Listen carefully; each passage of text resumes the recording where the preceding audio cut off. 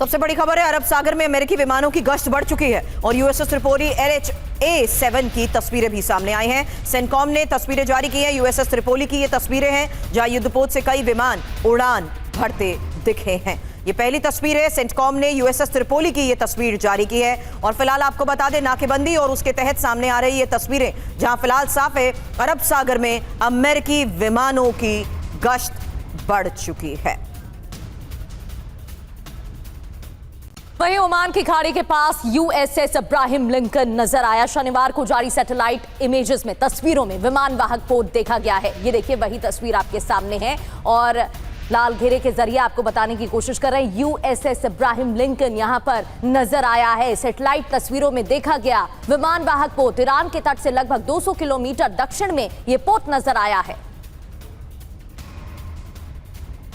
अब USS George H.W. Bush ने रास्ता बदल दिया है। फारस की खाड़ी तक पहुंचने के लिए शिप ने रास्ता बदला। भूमध्य और लाल सागर की बजाय वैकल्पिक मार्ग और हुती प्रभावित क्षेत्रों से पोत ने दूरी बनाई। साथ ही मीडिया रिपोर्ट्स के हवाले से ही यह बड़ा दावा किया गया है कि कैसे अब फारस की खाड़ी तक पहुंचने के लिए शिप ने रूट बदला है और यह बड़ी खबर है जहां यूएसएस जॉर्ज H.W. बुश ने रास्ता बदला है।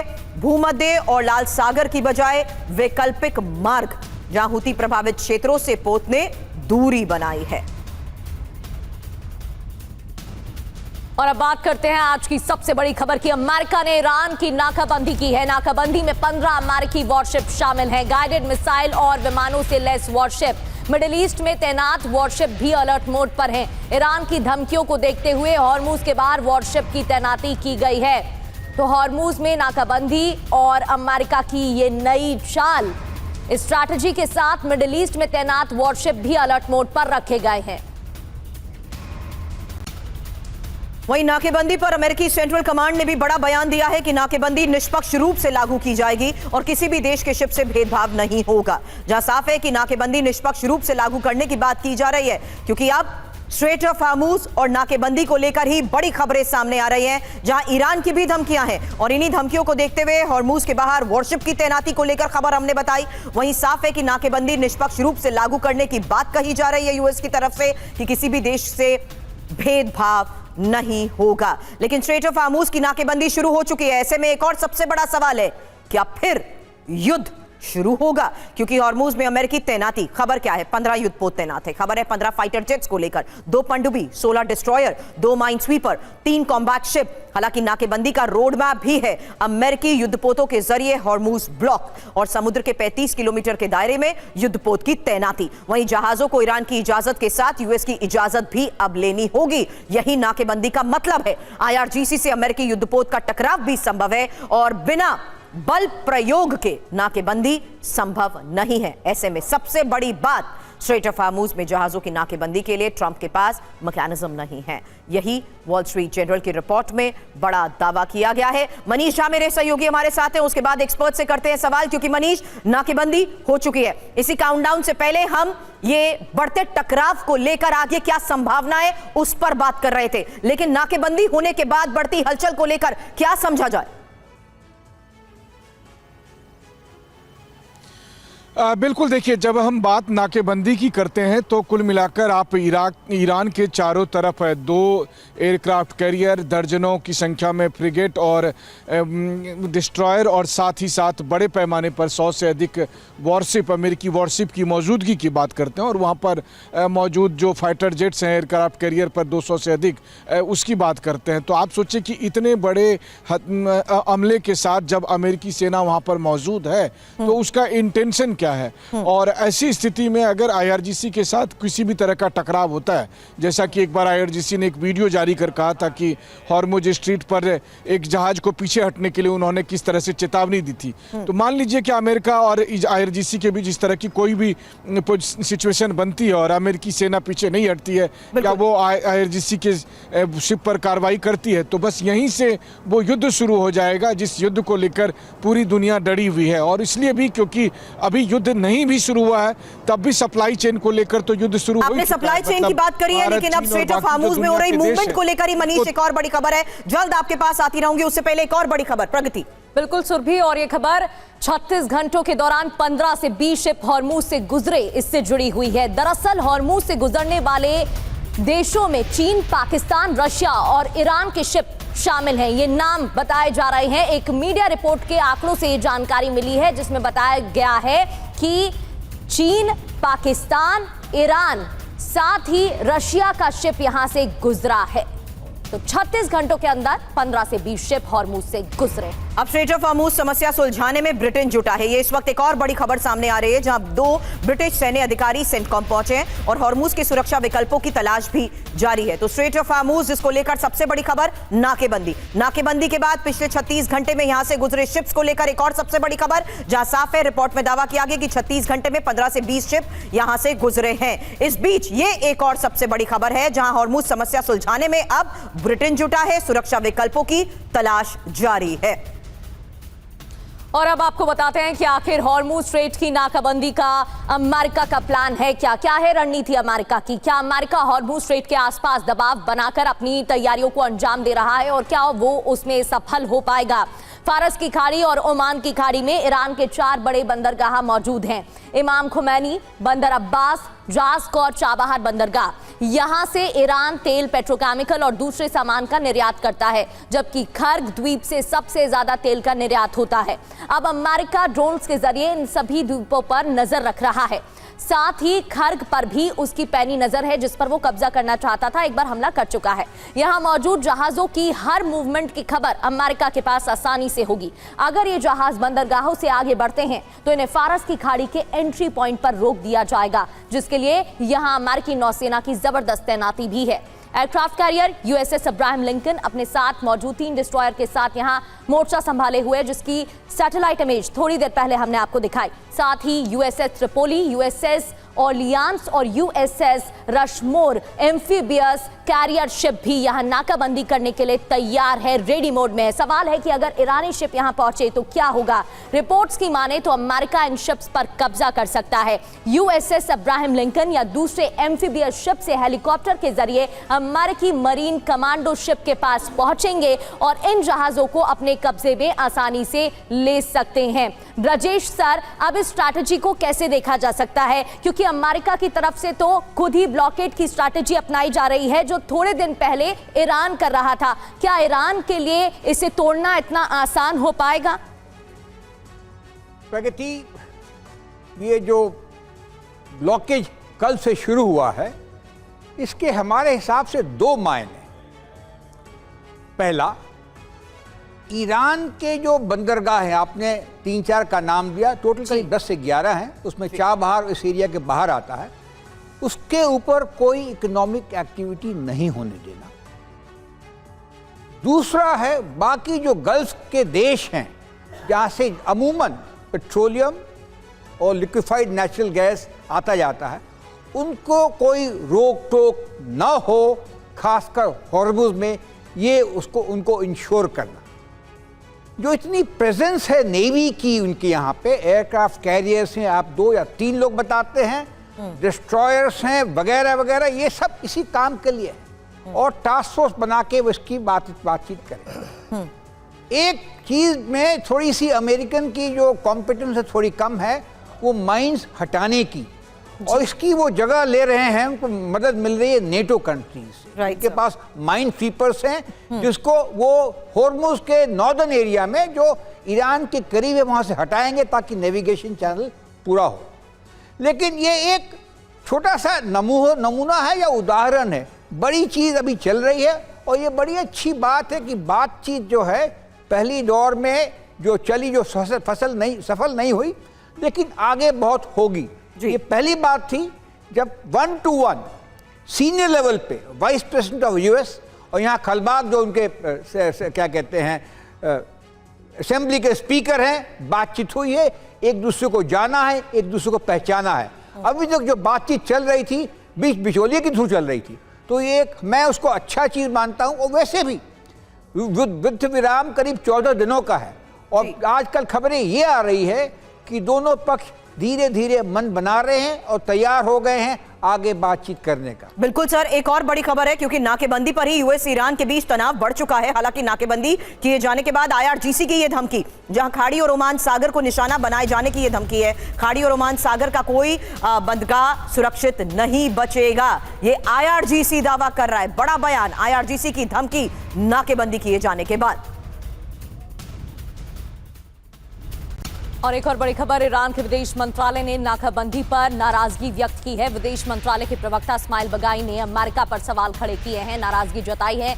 नाकाबंदी में ईरानी जहाजों पर प्रतिबंध से नाराजगी। बगाई ने ट्रंप पर मनमानी करने का आरोप भी लगाया।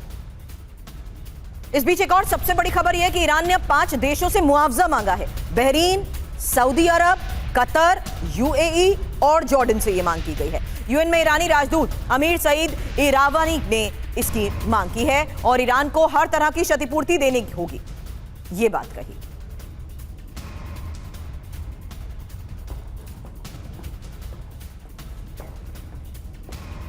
वहीं आईआरजीसी के प्रवक्ता ने अमेरिका को चेतावनी दी है, दुश्मन को हमारी ताकत की कल्पना नहीं है। यह आईआरजीसी की तरफ से कहा गया।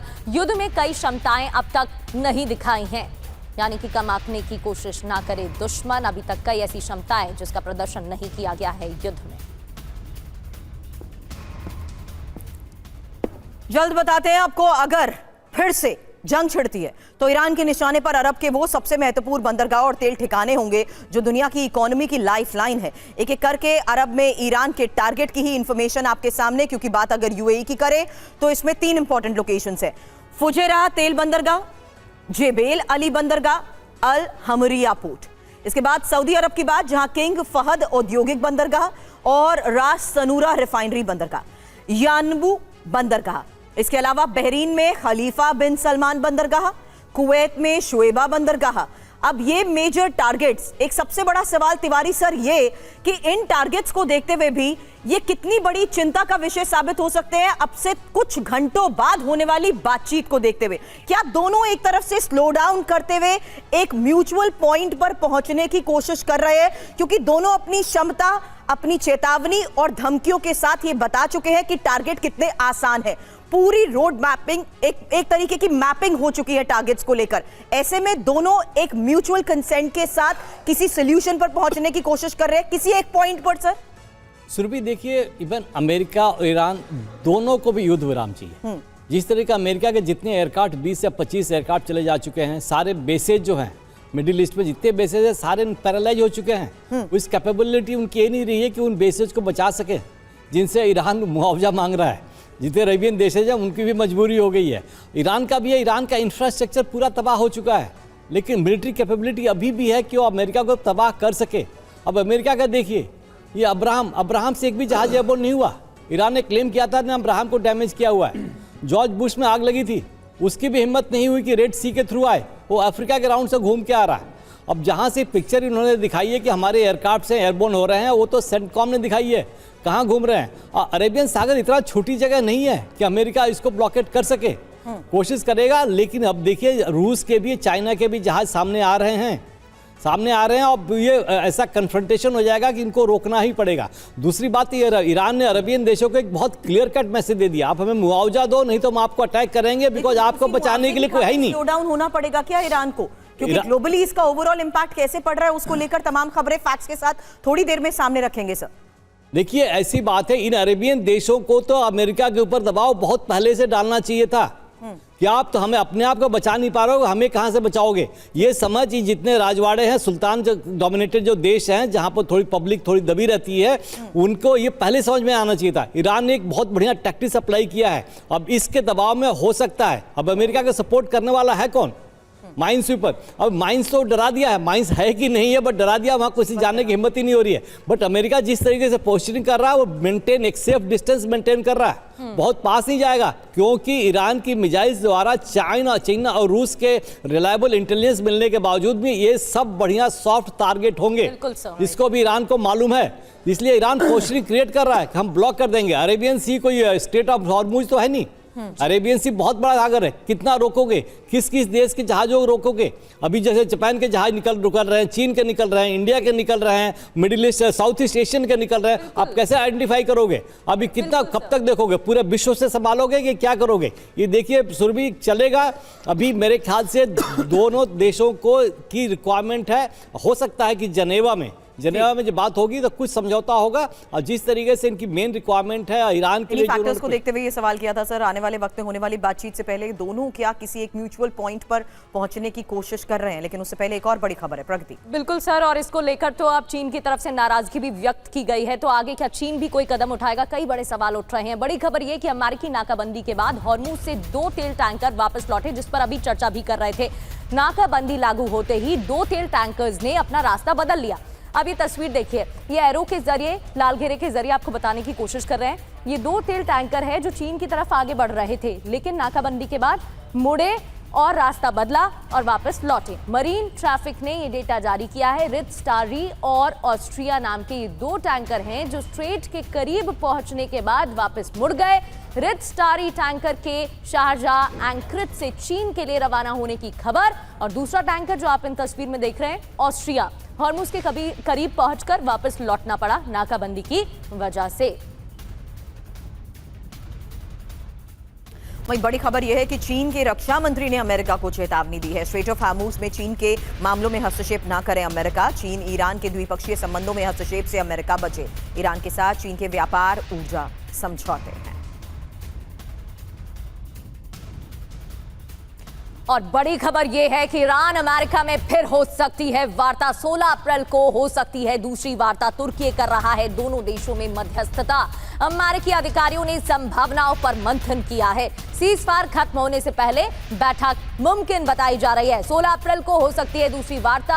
आपको बता दें 2 हफ्ते के लिए सीज फायर हुआ, तुर्की मध्यस्थता कर रहा है और दूसरे राउंड की बातचीत अब आगे हो सकती है। वहीं ईरान से वार्ता पर जेडी वेंस का बयान। इस वक्त एक और बड़ी खबर आपको बता दें, जहां सीज फायर खत्म होने से पहले एक और वार्ता को लेकर ये खबर है और इस्लामाबाद में बातचीत नाकाम रही। ये बात जेडी वेंस ने कही। ईरान से कई मुद्दों पर सहमति बनी, बातचीत बेनतीजा रही, लेकिन कई मुद्दों पर सहमति बनी। ये जेडी वेंस का बयान। और ईरान से बातचीत पर डोनाल्ड ट्रंप ने बड़ा दावा किया है। ईरान की तरफ से फोन आया। ये ट्रंप ने कहा ईरान समझौता करने के लिए बेताब है।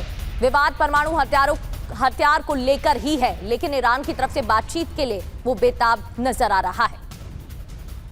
तो बातचीत का नया दौर शुरू हो रहा है और यूएस ईरान में बातचीत का जब दूसरा चरण होगा तो क्या सहमति बन पाएगी? 16 अप्रैल को बातचीत संभव बताई जा रही है। यूएस ईरान में बातचीत का दूसरा चरण जब होगा तो वो कौन से मुद्दे हैं जो उठाए जाएंगे टेबल पर? 21 अप्रैल को खत्म हो रहा है सीज फायर और तुर्की के साथ मिस्र भी मध्यस्थ है।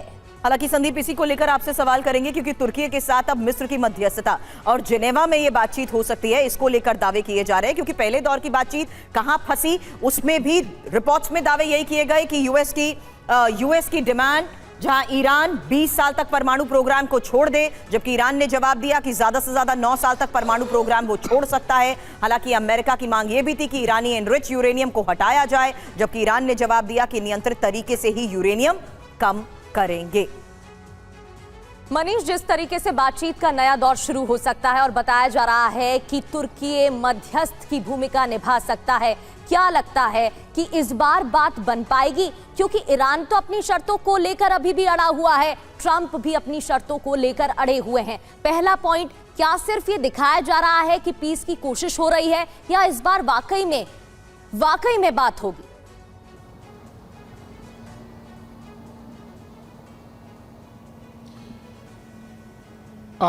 प्रगति, ये सवाल मुझसे है। मनीष जी बोलिए। मनीष, प्रगति, मैं आपको बताऊं कि दरअसल बातचीत को लेकर ईरान की तरफ से जो लगातार इस तरह का एक इम्प्रेशन बनाया जा रहा है उसको लेकर अगर आप जैसे इजराइल में बात करें, इजराइल की सरकार में या इजराइल में जो लोग लगातार ईरान पर नज़र बनाए हुए हैं, उनका कहना है कि ये भी ईरान की एक स्ट्रेटजी का एक हिस्सा है।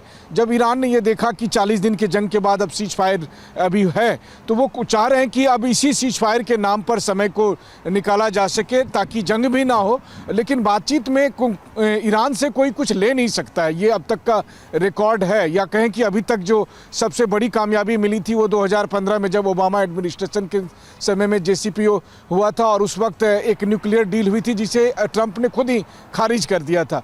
तो वैसी स्थिति में ये लगता है कि अब फिर एक नई तारीख आएगी, एक नई बैठक होगी, लेकिन जब फैसला लेने की बारी आएगी तो फिर अमेरिका वही कहेगा कि आपको न्यूक्लियर प्रोग्राम छोड़ना पड़ेगा। ईरान कहेगा मैं मानूंगा नहीं। अमेरिका कहेगा हॉर्मुज स्ट्रीट पर आपको कंट्रोल छोड़ना होगा। ईरान कहेगा मैं मानूंगा नहीं। और जब तक ये दोनों शर्तें ईरान मानेगा नहीं, तब तक इसका सॉल्यूशन निकलेगा नहीं, और ईरान इस मामले में सरेंडर नहीं कर सकता। तो कुल मिलाकर ये स्थिति है, मतलब जहां इस्लामाबाद में जिन वजहों से बातचीत टूटी थी वही आगे भी होगा, क्योंकि दोनों में से कोई भी पक्ष इसको लेकर समझौता नहीं कर सकता, और सारी बातचीत इसी वजह से फेल होती जाएगी। मनीष, शुक्रिया आपका। और मनीष, जिस बात का यहाँ पर संदीप मैं आपको बता दूं लगातार जिक्र कर रहे हैं, वो ये कह रहे हैं कि ईरान का तो इतिहास है कि वो इतनी आसानी से अपनी शर्तों को लेकर जब टेबल पर बातचीत करता है तो एक बड़ी डील करता है। ऐसे में हम डोनाल्ड ट्रंप को संदीप कैसे भूल सकते हैं? मेरा ये सवाल इसलिए भी है क्योंकि दोनों के लिए वल्नरेबल सिचुएशन हो चुकी है। ऐसे में एक म्यूचुअल पॉइंट पर स्ट्रेट ऑफ हार्मूज को लेकर ही मान सकते हैं कि दूसरे दौर की बातचीत से पहले ये दोनों एक संकेत दे रहे हैं, क्योंकि नाकेबंदी और नाकेबंदी के बाद उसके ग्लोबल इंपैक्ट को लेकर तमाम बड़े दावे हैं जहां दोनों के ऊपर दबाव बढ़ चुका है। संदीप। सुरभि जी, देखिए इस समय डोनाल्ड ट्रंप का जो फॉर्मेट है, रूप है, अवतार है, वो जीसस क्राइस्ट का हो गया है। उन्होंने अपने आप को कल उसी तरीके दिखाया भी है, और पोप को क्रिटिसाइज किया है कि देखिए मुझे युद्ध करने का विशेष अधिकार है, वीटो है, मैं जो चाहूँगा वो करूँगा। और पोप ने कहा है कि हमें युद्ध नहीं करना है। तो सबसे बड़ी बात यह है कि वो एक ईश्वर के रूप में आ गए हैं। अब जब ईश्वर के रूप में आ गए हैं तो उन्होंने पहले ये कहा अपने साथियों से कि ऐसा है कि चलिए सबसे पहले रीओपन करते स्ट्रेट ऑफ हार्मुज को, और यदि ईरान नहीं मानता है तो हम सब लोग को साथ देना चाहिए। मैं आपसे यूके से स्पेशली और फ्रांस से उन्होंने आग्रह किया था। अब ये कीर स्टारमर और मैक्रोन इस बात को लेकर परेशान है कि ये जो डोनाल्ड ट्रंप अभी तक तो कह रहे थे रीओपन कराओ, अब ये खुद जाकर के उसको ब्लॉकेट कर दिया। तो आखिर क्या करें हम? एक बार दुनिया का तानाशाह ये कहता है कि चले हम उससे दुनिया को मुक्त कराता हूँ, इस ये जो नेविगेशन है वो यहाँ पर पैसेज है पूरा ट्रेवलिंग का। दूसरी बार वो कहते हैं कि इसको मैं ब्लॉकेट करता हूँ। तो समस्या ये है कि यदि अभी ट्रंप ये कहते हैं कि ईरान की तरफ से मुझे फोन आया है, ईरान बेताब है, तो ये अच्छी बात है कि ईरान बातचीत करना चाहता है। लेकिन ट्रंप का मानना ये है कि जो आपका यूरेनियम, इनरिच यूरेनियम है, ये एक ऐसा मीठा का केक है कि मुझे दे दो और मैं जाके व्हाइट हाउस में रख दूं, और वहां से फिर कहूं कि अब मुझे 40 दिन की वार नहीं करना है, 21 घंटे की वार्ता नहीं करना है। तो दरअसल ट्रंप आज ही जो फेल्ड, कंप्लीटली फेल्ड है। उनका जो मानसिक जो स्थिति ये है कि वो उनको समझ में नहीं आता है कि मैं रीओपन कराऊं कि ब्लॉकेट करूं। ये एक ऐसा नेता है कि उसको पता नहीं कि स्टेट ऑफ हार्मुज में करना क्या है, इसीलिए दुनिया के सारे नेता परेशान है। और रही बात ईरान की है, तो ईरान डेफिनेटली चाहता है कि बातचीत हो, क्योंकि बातचीत एक जरिया है जो इसका हल निकल सकता है। लेकिन मैं मानता हूं, अभी जैसे मनीष जी कह रहे थे, एकदम बात सही है कि uranium program is the central issue of conflict. वो सेंट्रल इशू है, और मुझे नहीं लगता है कि ईरान इस बात को मानेगा, क्योंकि ईरान ने कहा है कि 40 दिनों की जंग में अमेरिका जो नहीं कर पाया वो टेबल में करना चाहता है। इसीलिए इस्लामाबाद टॉक फेल हुई। अगली दिन जिनेवा जाती है, तो इतना जरूर है कि जिनेवा में कुछ बातें हो सकती हैं, लेकिन मुझे मालूम था कि इस्लामाबाद की सरजमी वो थी जो टेरर को ऊपर रखती थी, टॉक को नीचे रखती थी। अब हो सकता है कि ट्रंप ब्लॉकेट के माध्यम से अब वहां जाए, क्योंकि अभी रीओपन के माध्यम से गए थे, अब ब्लॉकेट के माध्यम से जाएंगे। आगे आने लग क्या है देखते हैं आगे। बिल्कुल सर, देखने वाली बात रहेगी। इकोनॉमिकली भी ईरान को कोशिश की जा रही है नुकसान पहुंचाने की। ये एक नई रणनीति है अमेरिका की जो देखने को मिल रही है। और जैसे कि आप अभी बता रहे थे, ईरानी राष्ट्रपति पेजेश्किन ने इसको लेकर बयान दिया। क्या कहा है ईरान ने बातचीत को लेकर? ईरान अब भी बातचीत के लिए तैयार है, अंतरराष्ट्रीय कानूनों के अनुसार बातचीत होनी चाहिए। इस्लामाबाद वार्ता फेल होने के लिए अमेरिका जिम्मेदार है, ये बात भी पेजेश्किन ने कही। वहीं शांति वार्ता विफल होने के बाद जेडी वेंस का बयान कि ईरानी प्रतिनिधिमंडल डील करने में असमर्थ था। सर्वोच्च नेता से मंजूरी के लिए ईरान जाना पड़ा। हमने कई शर्तें रखी, अभी गेंद ईरान के पाले में है। तो ईरान की पाले में गेंद है, ये जेडी वैंस की तरफ से कहा गया। यूरेनियम को लेकर इस्लामाबाद वार्ता टूट गए। अमेरिका ने ईरान से 20 सालों के लिए यूरेनियम संवर्धन रोकने की शर्त रखी थी और इसी को लेकर इस्लामाबाद में हुई वार्ता फेल साबित हुई है। अमेरिका ने ईरान से 20 सालों के लिए एनरिचमेंट नहीं करने की शर्त रखी तो ईरान ने इसे कम करने की बात की। ईरान 5 वर्षों के लिए रोक पर सहमत हो गया था।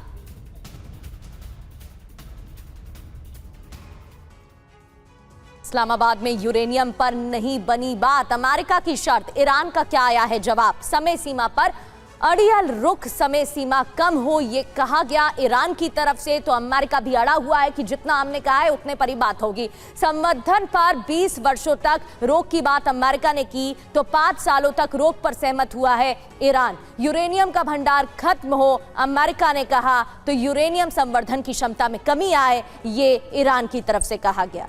हालांकि सवाल न्यूक्लियर प्रोग्राम को लेकर है, क्योंकि अमेरिका चाहता है कि न्यूक्लियर प्रोग्राम सीमित हो, जबकि ईरान साफ कर चुका है कि ऐसा करना संभव नहीं है। हालांकि अमेरिका परमाणु क्षमताओं के स्थायी अंत की बात कह रहा है, जबकि ईरान दोहरा चुका है कि यूरेनियम संवर्धन उसका अधिकार है। ऐसे में बड़ी बात यही है कि यूएस की शर्तों को ईरान ने मानने से इनकार कर दिया है और यूरेनियम संवर्धन के कारण ही शांति वार्ता फेल हुई है। एक और बड़ी खबर यह आ रही है कि ईरान के साथ शांति वार्ता पर डोनाल्ड ट्रंप ने भी बयान दिया है। ईरान एटमी हथियार के मुद्दे पर राजी नहीं हुआ था। ईरान राजी ना हुआ तो समझौता नहीं होगा। ईरान के पास परमाणु हथियार नहीं होंगे। और हॉर्मुज नाकाबंदी पर ईरानी विशेषज्ञ ने क्या कहा, बयान सामने आया। हॉर्मुज पर अमेरिका की नाकाबंदी से ईरान पर असर नहीं पड़ने वाला। आर्थिक प्रहार से अमेरिका फेल साबित होगा। लेकिन क्या वाकई में ये इतना आसान है? अब कई सवाल उठ रहे हैं यूएस की तरफ से नाकाबंदी। तो बड़ी खबर है ईरान की बड़ी जंगी तैयारी को लेकर भी, क्योंकि बड़ी संख्या में विनाशक हथियार ईरान बना रहा है और ईरान ने हथियार उत्पादन बढ़ाने का दावा भी किया है। साथ ही जंग के बीच बैलिस्टिक मिसाइल प्रोडक्शन में भी तेजी को लेकर दावा किया गया। सुसाइड ड्रोन की संख्या भी तेजी से बढ़ाई जा रही है। लंबी जंग के बाद भी वेपन मैन्युफैक्चरिंग जारी है और हथियार निर्माण को ईरान ने सुरक्षा तैयारी भी बताया है। हालांकि ईरान ने इजरायल अमेरिका को मुख्य खतरा बताया है, जिससे साफ है कि ईरान भी अब बड़ी जंग की तैयारी कर चुका है।